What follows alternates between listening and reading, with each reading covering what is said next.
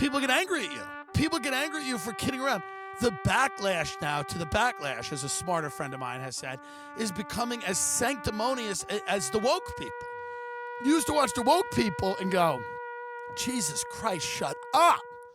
And now the other side, you're like, Jesus Christ, you should also shut up. Comedy's being neutered by the PC police. And then you make jokes about them and they go, actually, we don't like that. Couldn't agree more, Tim. But hey, real quick, what the hell is this? What the fuck is this? Well, lady and gentlemen, this isn't the video I wanted to return with after months of being away. I had a video in the works that was gonna blow your socks off. A real humdinger. But unfortunately, you're gonna have to wait till next week for that, because there's a new Schaub in town, another comedian that would rather abuse the copyright system than deal with criticism. And that man is Tim Dillon. Good old free speech absolutist Tim Dillon. Sorry, I mean free speech abolitionist Tim Dillon. That's that dyslexia acting up again. But Tim actually went way beyond what Schaub did and filed 2 copyright takedowns on 2 separate channels just this week, effectively removing 2 videos from the internet and issuing channel strikes for the audacity of talking about something he did. And just like Brendan, Tim apparently has also never heard of the Streisand effect. Tim's victims are CJ Browne and Too Lazy to Try. And before we get into exactly what happened, go ahead and subscribe to these two and help get them through these trying times. I've kept up with their channels for a while, and they've both since released videos on the strike situation, so check them out. Too Lazy to Try makes pretty similar videos to this channel, and he actually manages to upload more than once every 6 months. He's also a man of culture that knows Seinfeld is the greatest sitcom ever created, which makes him better than this phony, fake-laughing, egotistical hack. And CJ Browne is the man responsible for the footage featured in my Joe DeRosa video. And he didn't get mad when I was his partner on a YouTube game show and nearly got our team eliminated for sharing my favorite OnlyFans video with the live audience. Who was the drummer? Everybody type in the chat, Alex is a stupid. Everybody type in the chat, Alex is a stupid. Everybody type. Okay. Hey! Oh my god! They're good eggs. If you watch their videos, I think you'll find they're a lot nicer than I am, and they've handled this situation with a lot more grace than I would have, because I have no grace. So I'm here to be a dick on their behalf in hopes that it might actually get Tim to do something about these strikes. Now that the plugs are out of the way, let's get into the pig and potatoes of this story and talk about just what the hell happened to cause this censorship shit show. As some of you may have heard, Tim Dillon's producer Ben Avery recently left the show, presumably because he had higher aspirations for his life than being a laugh track on his buddy's podcast. Some may say he got a little too big for his britches, or maybe he just got tired of bearing the brunt of Tim's verbal abuse. Regardless, you won't be seeing him no more. After a little time passed, Tim posted a podcast to his Patreon where he talked about the situation in a way that could be perceived as trashing Ben, saying that he had basically quit years ago, had a great gig on a hugely successful podcast, and wanted to be more than just a giggler. So Too Lazy to Try posted a video talking about it.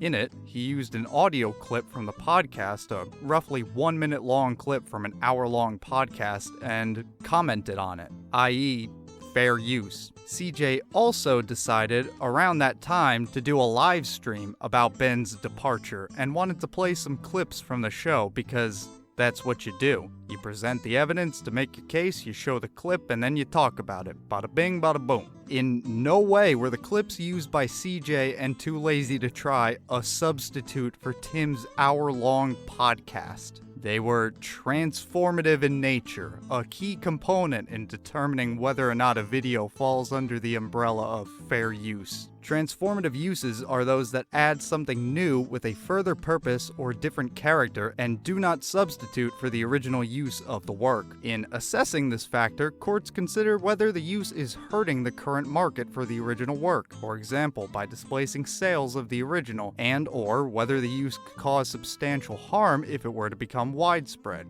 Let me be clear.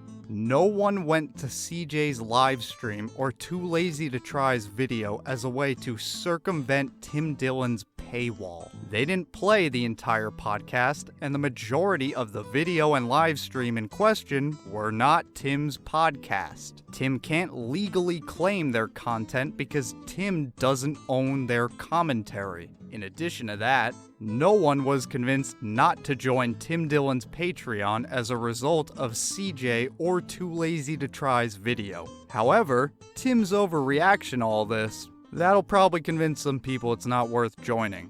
But Tetrisman, it was behind a paywall. They're not allowed to commentate on clips locked behind a paywall. Bullshit.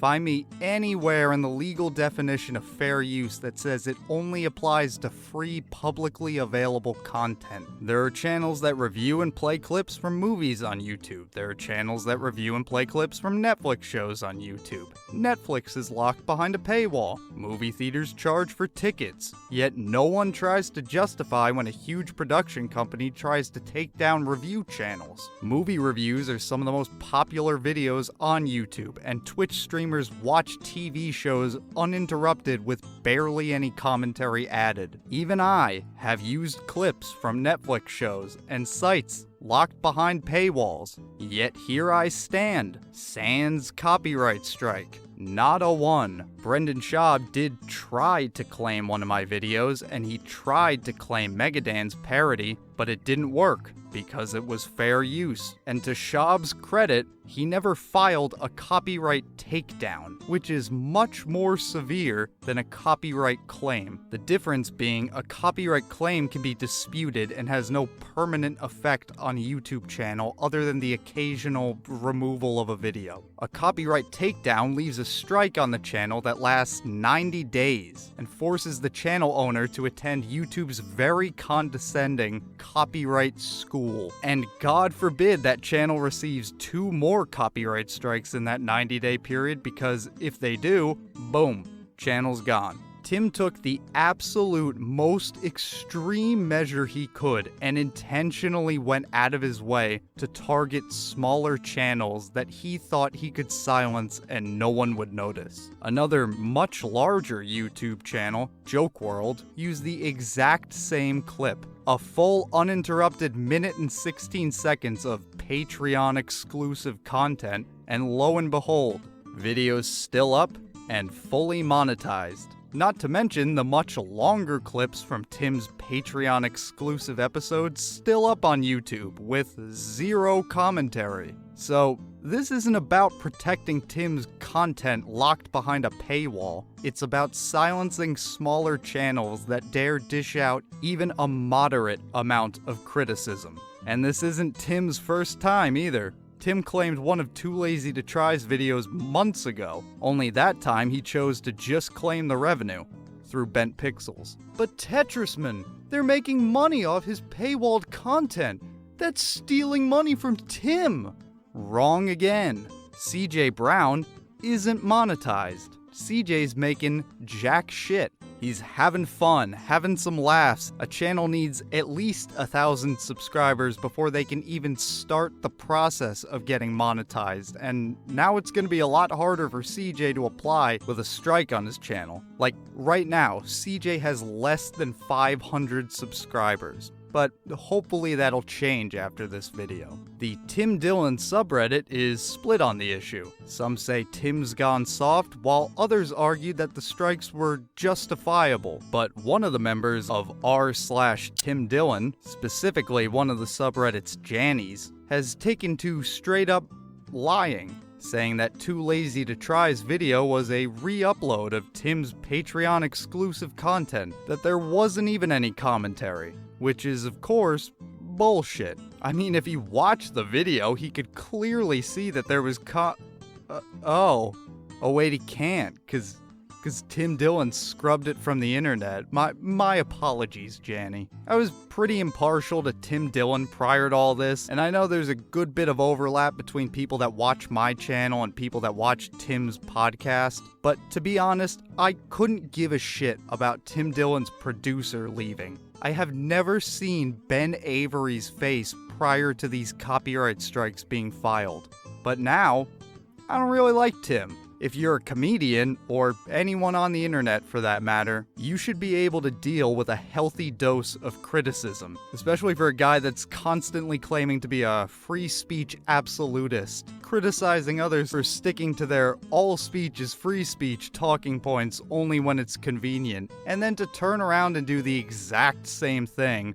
Well, it's lame. It stinks. Stinks on ice. I, an internet nobody, an absolute loser playing Tetris in the year 2022, should not have thicker skin than a professional butt-fucking comedian. And unfortunately, the only real way for these strikes to get removed outside of taking this issue to court is for Tim Dillon and his representatives, formerly BentPixels, to back off these bullshit copyright takedowns. Something that's pretty unlikely, but there may be hope, because I've recently learned how effective this group I've cultivated is at collective, corrective bullying of comedians. You guys got Brendan Schaub and BentPixels to back down from their claim on Megadan's video after months of them refusing to do anything.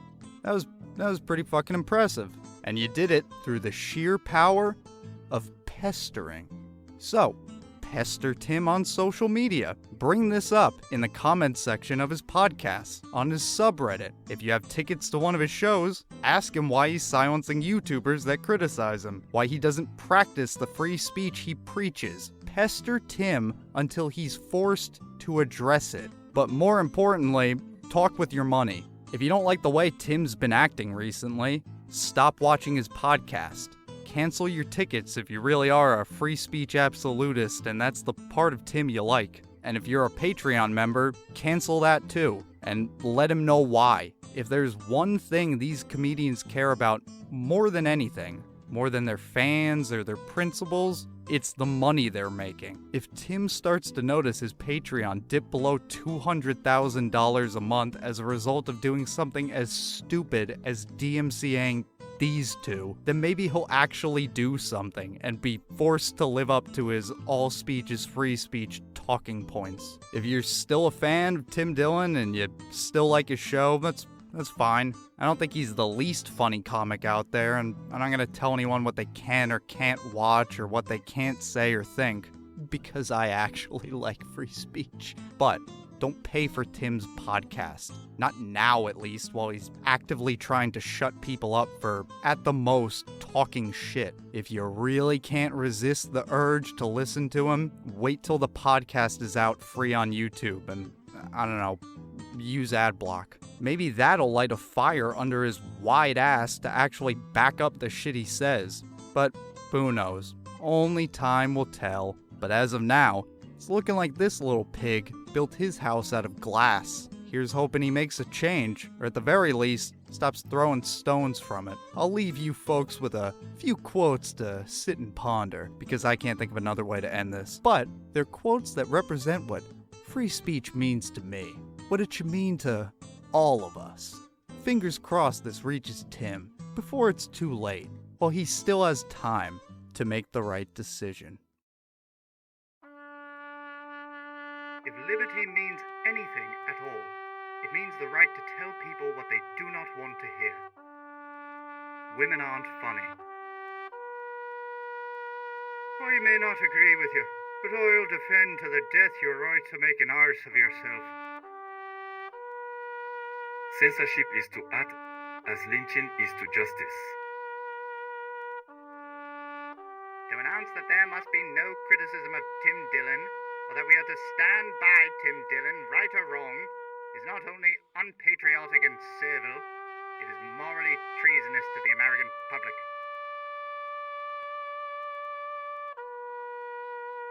Andrew Scholes is not black.